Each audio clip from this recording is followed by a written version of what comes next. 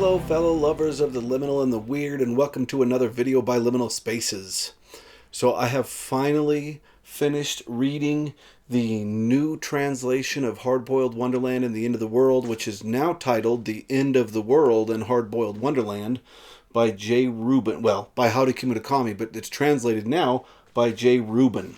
I read this over Christmas and then put it aside for a bit while I was reading Kate Wilhelm and The Sword of the Lictor by Gene Wolfe, but I kind of came back to it when I was sick. This was my best book of the year 2024. I'm now talking about it again in 2025 because of this translation, so this will not be up for ranking in the beginning of 2026 when I do my best books of 2025, because this is a 2024 read for the channel, but I do want to talk about this translation specifically, and I'm using this opportunity to just talk about Hardboiled Wonderland again because it is one of my favorite novels of all time.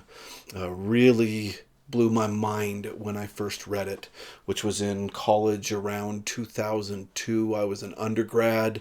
I was taking a lot of English courses and also a lot of Asian studies courses, and a lot of those were Japanese literature classes that I absolutely loved. Some of the best classes I've ever had, and in one of them we read Hardboiled Wonderland and the End of the World, and I read that novel, and when I closed it I turned right back to page one and read it through it again.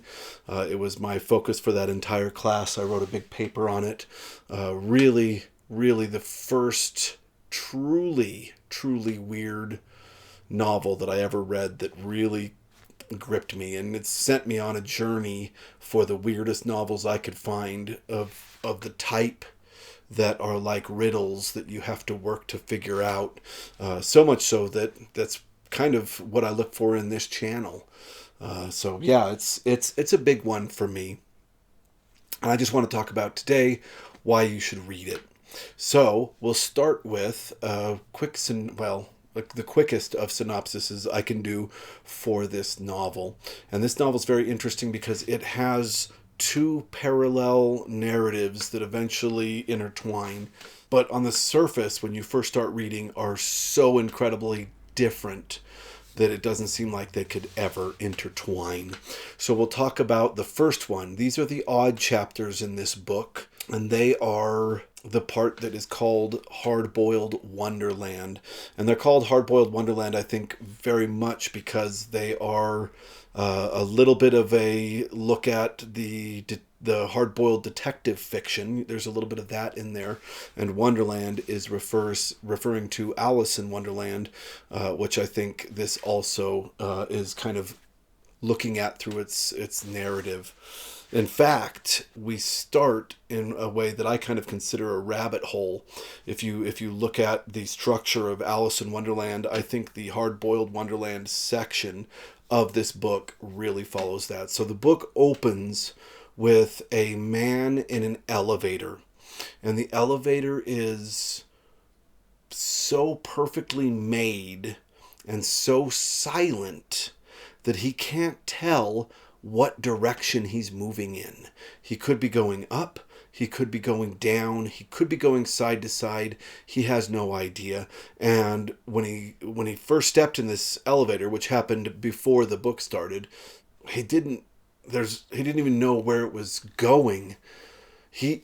All he knows is he's come to shuffle some data for a weird kind of eccentric, is all the information we get.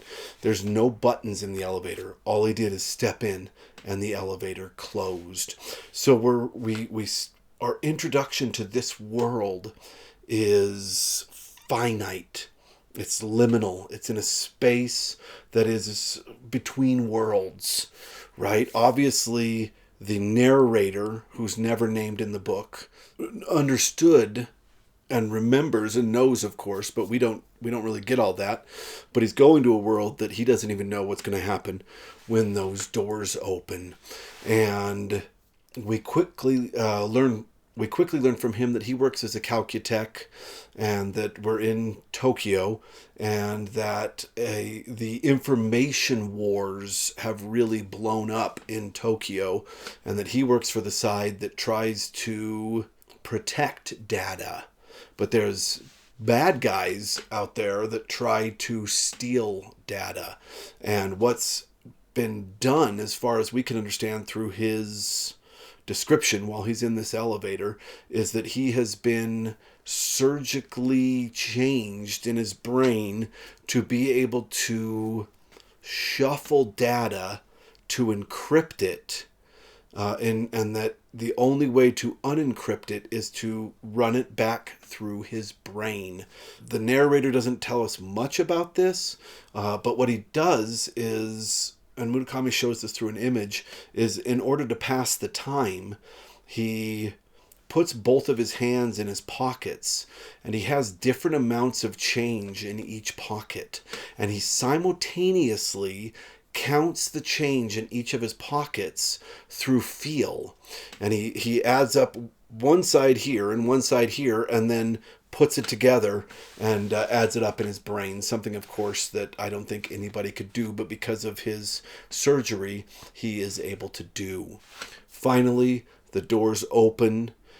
He is greeted by a woman in pink. Every aspect of her clothing is pink.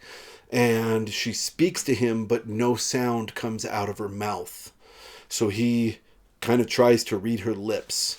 And they enter this hallway, and every door in the hallway has a different number on it. It'll be like 3, 267, 129, 12. There's no order whatsoever. And of course, this is, again, so mirroring the Alice in Wonderland concept. It's really incredible. Eventually, he goes into the office building in this room that she takes him to. She still talks to him, but no sound comes out of her mouth. And she basically takes him to a closet, makes him put on a rain slicker and like a hard hat, I think, and opens this door in the closet that leads into empty nothingness, a cavern. And he has to spelunk into this cavern, and there's a river in the cavern and a waterfall, and he's walking through here trying to figure out where, I mean, he knows kind of generally where he's going to get to this lab to shuffle this data for this weird eccentric scientist, and the weird eccentric scientist meets him halfway and tells him that there are weird creatures under here that people don't know actually exist under Tokyo. And this part of it really reminded me a little bit of Kobo Abe. And he takes him to this waterfall. They have to go through this waterfall, and that's why she gave him a rain slicker. But he's having a hard time hearing the scientist, and the scientist is like, "Oh, let me turn that off for you." And I can't remember if he has a little device or what, but he basically turns off the sound of the waterfall. So our narrator's sitting there trying to keep walking and go into this waterfall that should have a waterfall's amount of sound, but sounds like a little bit like a bathtub faucet maybe. And he talks about how destructive to the equilibrium this is. The reason I'm telling all this is because this book throws the most interesting things that can happen at you over and over and over again. I mean, you're just reading to go like, what the hell is going on? Like, what does all of this mean? And it's really a wild ride, and it, in my opinion, keeps up that pace throughout. There is some parts people might think are boring, but that I never really found myself thinking any part of this was boring at all. Has a very important reason, I think, to be in the book, which isn't always true with Murakami. There are some books of his that I feel like there are whole portions where I'm like, okay, I feel like you're using this as a writing technique to figure out where your story is going to go next, and maybe this could have been cut down once you figured out where the story's going next, but that's for another video, another day. He eventually goes into the scientist's lab, and the scientist is studying acoustics and talking about being able to remove sound. And he said, yeah, it's interesting. Your granddaughter, how long has she been mute? And he's like, she's not mute. And then the doctor's like, or the scientist's like, oh my God, I turned off her sound and forgot to turn it back on. So he's studying the acoustics of skulls and is able to turn sounds on and off for humans by hitting the frequencies of the skulls and matching frequencies within the skulls. It's wild. This is an idea book, and I love idea books, and I especially love idea books that take it to the extent where they say, what if these ideas were really occurred? How far could this go? And this one absolutely does that. But that's only the odd chapters. The even chapters are the part of the book that is called End of the World. And these are fantasy, where the other one is really sci-fi. This is a fantasy story, and it is absolutely wild. It starts with a person coming to a town, and in order to enter the town, there are very specific rules. And the first rule is that you must be separated from your shadow. So there's a gatekeeper in this town that's like, if you want to come in, we got to cut away your shadow. And the narrator, again, an unnamed narrator, agrees to this. And his shadow is cut with a knife, like almost Peter Pan style, cut away from him, and is suddenly two separate beings. That's the first rule that he has to follow to enter the town. The second rule that he has to follow to enter the town is that he must have a profession. And the profession that has been chosen for him is dream reader. But the dream reader has to have special eyes. So his eyes have to be marked, basically.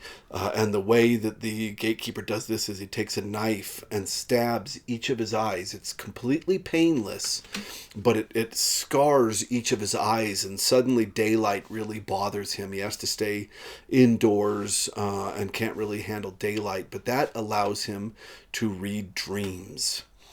And all of this is described so beautifully and so weird.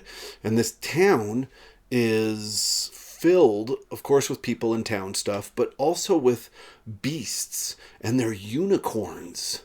They all have this kind of golden fur when he first shows up, and they are unicorns. Straight up one-horned unicorns. Not like Last Unicorn style, but more kind of closer to the Chinese style unicorns. And his job, he goes into town. He's going to work in the library as the dream reader. And he goes into the library, and instead of shelves with books, there are shelves and shelves and shelves of unicorn skulls. And his job is to read the dreams in these unicorn skulls. So he has to put his hands over them and until they release light, and then he traces the light with his fingers until the dreams come into him and then dissipate. And he doesn't see the dreams, he's just dissipating them out of the skull. They call him a dream reader, but he's not really reading these dreams, he's just releasing them. It's really, really well done. It's incredible how different these two plots are. I connect this in my brain. I feel like somebody trying to do a film version of this would be similar to Pan's Labyrinth. But I feel like, for me, I enjoyed Pan's Labyrinth, but I had a harder time seeing how the two narratives reflected each other. Like, I had a harder time interpreting the symbology of the beasts in one world to the ones in the other. Doesn't matter. That's a different video. This is a similar tale, I think, where you have these two things going on at the same time. And it's really, really incredible. Okay, that is the shortest synopsis that I can do for this book. I hope that hooks you, because it's really incredible, and it remains that weird throughout. Eventually, he goes back overground and in the hard-boiled section, and it seems a lot like regular Tokyo, but there's these info wars going on that not many people know about. So he's in the know, but the world seems kind of like Tokyo today. There is a section where he has to go basically urban spelunking again, and he goes deeper and deeper, and I mean, half that hard-boiled section is in complete darkness, and it is so well done. Kind of makes me think of The Tombs of Atuan by Ursula K. Le Guin. Really, really incredible stuff, and there's a whole culture of these weird beasts that live underneath Tokyo. It is... You guys, I think, will love it. It's really, really incredible. If you're the kind of person that watches this channel because you like the weird books I find, this is the king of all the weird books that I can find, honestly. It's really, in my opinion, the best. Okay, let's give a little bit of history of this book. I'm going to do this in a weird way. I don't usually do this, but I'm going to do it this way this time because I think it's really interesting. There's a very short intro to the new Jay Rubin translation of this book, and I'm just going to read Murakami's intro. The intro itself, Jay Rubin was so busy on translating the text itself, so the introduction in this is written by Haruki Murakami but translated by Philip Gabriel. End of the World and Hardboiled Wonderland is my fourth novel. The second full-fledged novel I wrote as a professional writer after a wild sheep chase. It was published in Japan in June 1985.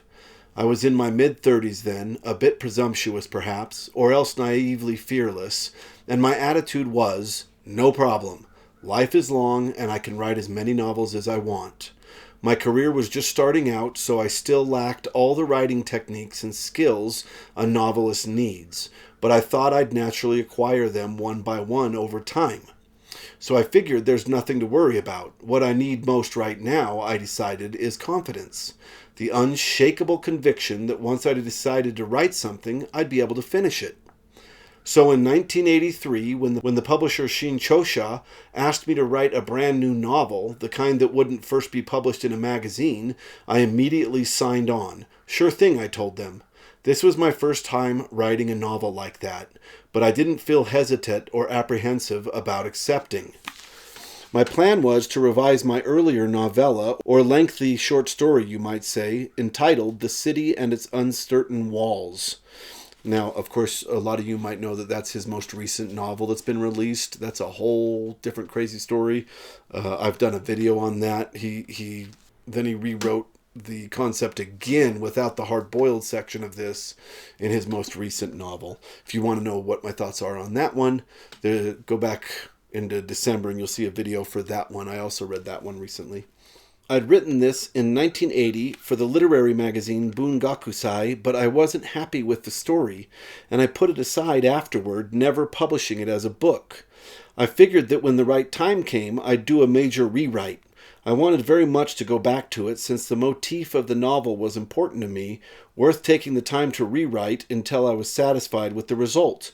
Plus, I felt a strong sense of obligation towards the story, that I had a duty to return to it someday. The problem was, I knew that to rewrite The City and Its Uncertain Walls until I was satisfied with it, or simply to expand it, wouldn't be enough to make it compelling. The novel depicted a world that was fascinating and magical. That's the end of the world section. Yet far too quiet and low-key. There was no action in it that would attract anyone. The average reader might get tired of it halfway through, or even doze off. I knew that I had to add another, completely different type of story, one with more energy and drive. I needed to write a novel where these two worlds, one of action, one of stillness, would spur on and inspire each other. That was the rough plan I'd had in mind when I began writing End of the World and Hardboiled Wonderland. The problem was I had no clue what sort of other world I should introduce and connect up with the existing story. No matter, I thought. Once I set my hand to it, it'll be fine. At that time, I actually did write by hand using a fountain pen, so I began from scratch with no real plan in mind, brazenly forging ahead. That's how the novel came to consist of two very different types of storylines running in parallel. One is the end of the world story, at once tranquil and magical, the other the more frantic, hard-boiled Wonderland, a kind of parody of a detective novel. As the author, I had no idea how these two very different stories would develop and intertwine. I just kept on writing the two stories however I wanted to, day after day, myself puzzled at times about how they would ever link up. Many readers have asked me if I wrote the two stories separately and then put them together later on, but that's not how I did it. I wrote them in the same order as they appear in the novel, alternating one with the other. Doing this sparked and fired up my imagination in real time. Perhaps it's like two construction crews on opposite sides of a mountain digging to create a single tunnel. Drilling operations like this naturally require specialized surveying equipment, with the two holes meeting up at precisely the planned point. But with writing novels, there's no such ingenious equipment, and all you can do is forge on, clinging optimistically, with no real basis for your optimism, to the hope that somehow the two will eventually neatly connect. Honestly, though, I wasn't worried about it. I enjoyed writing both stories so much, I was sure deep down that things had to work out well in the end. To put it another way, I trusted in the power of stories and relied on that. It was a wonderful feeling to have that much faith in stories. After a year and a half, the two tunnels, both diligently hollowed out from opposite sides, broke through the bedrock, connected up perfectly, and formed one novel. I was thrilled when I finished it, like when an impressive real-life tunnel finally opens to traffic. The most impressive part of that for me is that he sat down with no plan. He started writing alternate chapters and constantly did in his brain what was the most interesting thing he could do, hoping that he would figure out how they connect. And not only that, he was smart enough to echo the two as they go, and I guarantee you that this is the fact that there are two of them is amazing, and the connection is incredible. It worked. In my opinion, this is his best work. Everything after this lost the hyper focus that this one did, in my opinion. And there's great stuff after this, but nothing as good as this. And Wild Sheep Chase, I absolutely love it. It's probably my second favorite Murakami, but it still doesn't have the hyper focus of this. I think Murakami was still hungry. He wasn't very well known at this point, and this was the first time a publisher was like, we want you to do a novel for us. This is the first time he was writing professionally, and I think he wanted to do his best, and he did. It's really incredible. So that's the story of how it came to be. The next question that some of you have probably already thought of, and this is something that gets leveled at Murakami quite a bit, is, was this inspired by William Gibson? Of course, Johnny Mnemonic came out in 1981, but it came out in a magazine, and the chances... Well, first off, Murakami says no. He had not read any William Gibson when he wrote this, and I know that Johnny Mnemonic also has somebody surgically altered for encryption, I believe. That came out in a magazine right around the time that he would have started writing this. But I trust Murakami. I don't think he did. I think that the concept was in the zeitgeist, and they both happened to write about it simultaneously. Johnny Mnemonic, other than that magazine, didn't get released again until 1987 in a short story collection, which I need to read. I'm looking forward to jumping onto William Gibson. But there are two novels that Murakami said, if you want to know what my inspiration for this work was, it's these two novels. The first, for the fantasy elements of the end of the world, was Franz Kafka's The Castle, which is about a guy that just shows up randomly in a town, a very cold town, and is obviously not from around there, says that he is the surveyor for that town, and gets caught in a bureaucratic nightmare. He can't understand how to socialize in the town. He can't figure out how to do his work. It is a complete mess for him. And when I read this, I read it because Murakami said this is what inspired him. I could see exactly how this would have inspired him to write the End of the World section. The other novel isn't as well known, and this is for the hard-boiled side of it, and that is The Dream Master by Roger Zelazny. Of course, this is the book that I read. Just like Hardboiled Wonderland and the End of the World. When I was done with this, I basically started over and read the shorter novella version of it. You guys know this is the book that started the Dream Machine obsession that I had on this channel all of 2024. And also the book that really made this channel. This is my most viewed video, is about this book. And if you read it, you can see exactly why this inspired Murakami to write the hard-boiled section. It's a lot about the subconscious and the consciousness and how they communicate, and dreams and world creation. It's really, really wild. And some of the conversations that he has with the doctor in this, I'm sure, inspired directly the concepts of this novel. I've been lucky enough at times to teach Japanese literature, and I've taught this book when I've done it. If I were to do that class again, I think it would be very interesting. Instead of a Japanese literature class, make it a class studying this one piece of literature, but reading all three of these and discussing how each idea leads to the next in this novel. That would be a really fun class. I have, of course, talked about all these on the channel, so if you want to read all three of those, you could do it in order and watch my videos on them. They all have deep dives as well. So one last thing I want to say about this before I sign off here is that this was originally translated by Alfred Birnbaum, and the title is interesting because Murakami's actually really embarrassed of the title of this book because he said it's like the longest title ever. And the Japanese publishers were like, can't you just call it End of the World? And the American publishers were like, can't you just call it Hardboiled Wonderland?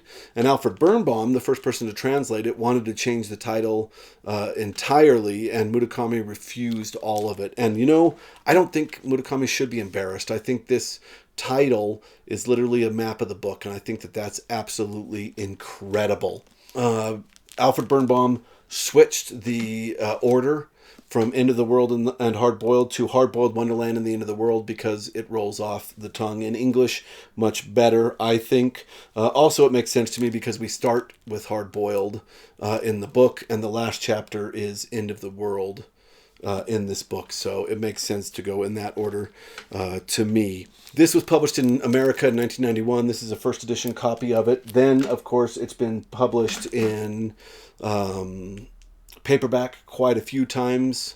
Here you can see Hardboiled Wonderland and the End of the World, translated by Alfred Birnbaum. Alfred Birnbaum's been the main translator of this for a really long time. Jay Rubin's is the most recent translation. A lot of people have been claiming that there's like hundreds of pages that Alfred Birnbaum left out of this, and that there's that they're all added back into this. That is not 100% the case. There are paragraphs left out of this. I could say maybe a difference of 20 pages at the most that have been restored in this. But this entire thing brings up a really interesting question overall. And that is what we want out of a translation. And this is a question that anybody that translates has to ask themselves at some point. And I remember back in the 90s, I had a very, very good friend who was Japanese, and we decided to translate something together. And we spent probably a week discussing the word obasan, because somebody called somebody that they didn't know a stranger that, but somebody that they respected.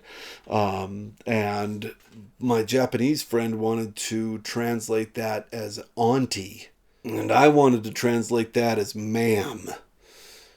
And the question, we got so deep around this question because that's exactly, auntie is exactly what it says in Japanese.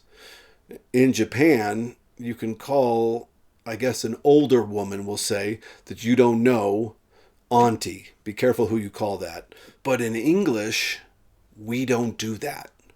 So what's the best translation idea you can do with that? Do you say auntie so that people know exactly what it says in Japanese that are reading it in English, but the people that are reading in English are like, wait, why would you, is this his aunt? Or do you find an equivalent word that people call people in equivalent situations in English, and even though that's not the word in Japanese that you're translating, it translates the concept instead of the exact word. And this is, like I said, this is the argument with translation in general. Do you translate for content and heart, or do you translate word for word? And Jay Rubin, in his new translation, I believe is a more direct word for word translation of Haruki Murakami's End of the World and Hardboiled. And I think it suffers because of that. I think that this reads like kind of an academic translation, in my opinion. Whereas Alfred Birnbaum's translation is not a word for word translation. There are paragraphs missing. There are ideas. He calls the beasts underneath the Tokyo Kappa, which Murakami never called him that. He takes some liberties. And I think that, in my opinion, this reads so much better.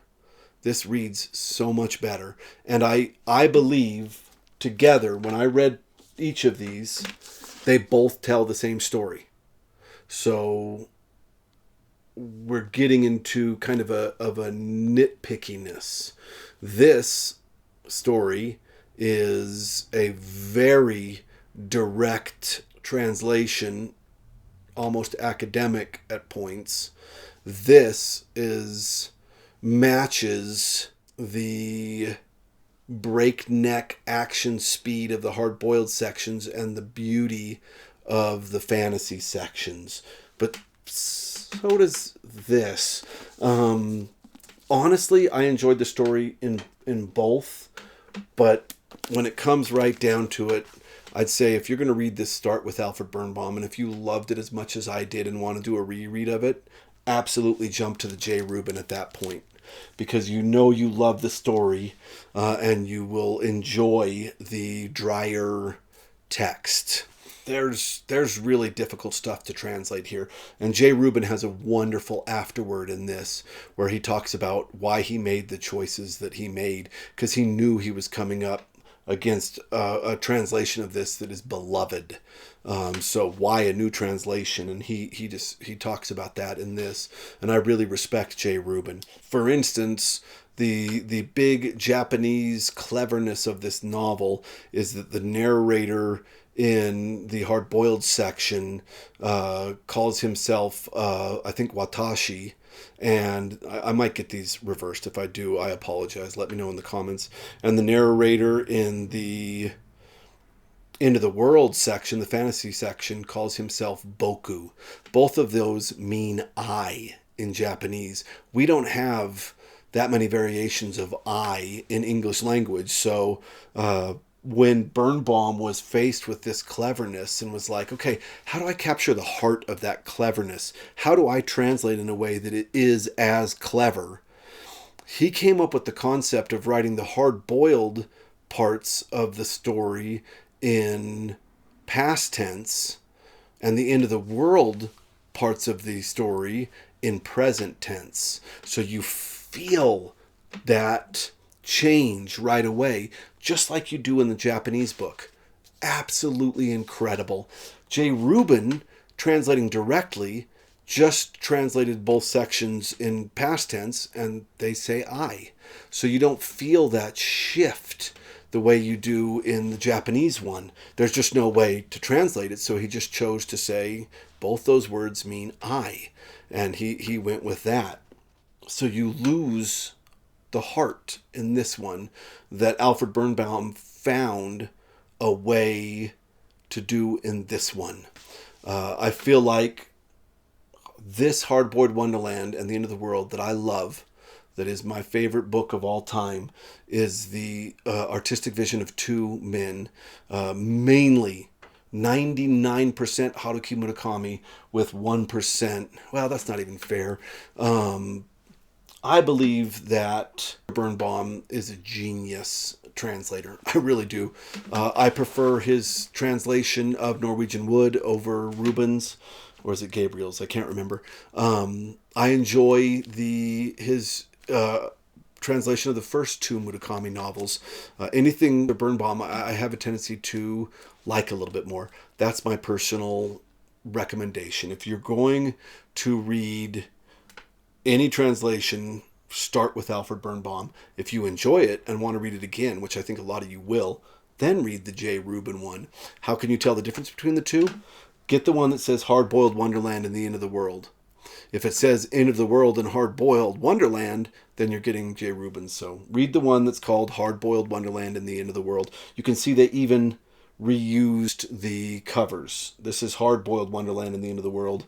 This is End of the World and Hardboiled Wonderland. So, okay, there you go. I think that's all I have to say about that. I am going to make another deep read video of this. I took my old deep read down from 2024.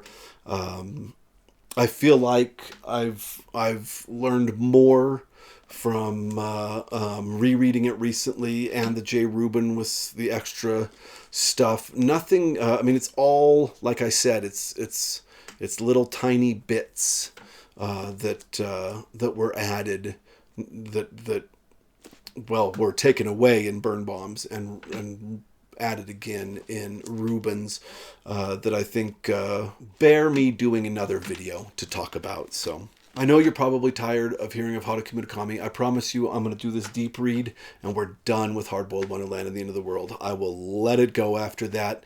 But anytime you read this, if you're reading this in the future, comment, let's chat about it. I love this book. I love talking about this book. Yeah, it's just one of my favorites. So if you want to chat about it, hit me up in the comments. Tell me what you thought of it, if you think I'm crazy. Oh, I forgot to say one thing. I do have to say this, and I'll talk about this a lot in the deep read as well. There are aspects of this that don't age well, because the ideology in the 80s was different than it is right now. And there are also aspects of this that are culturally Japanese that don't translate well, because Japan and America have different ideas of gender and sexuality and all of that kind of stuff.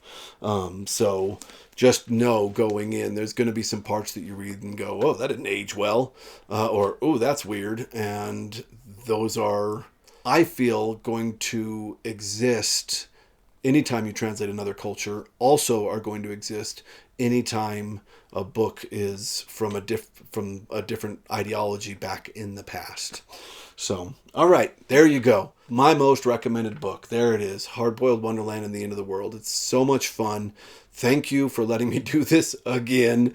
And I promise that I'm done with it after this. I'll do my deep read and then it's over. All right, thank you very much for watching.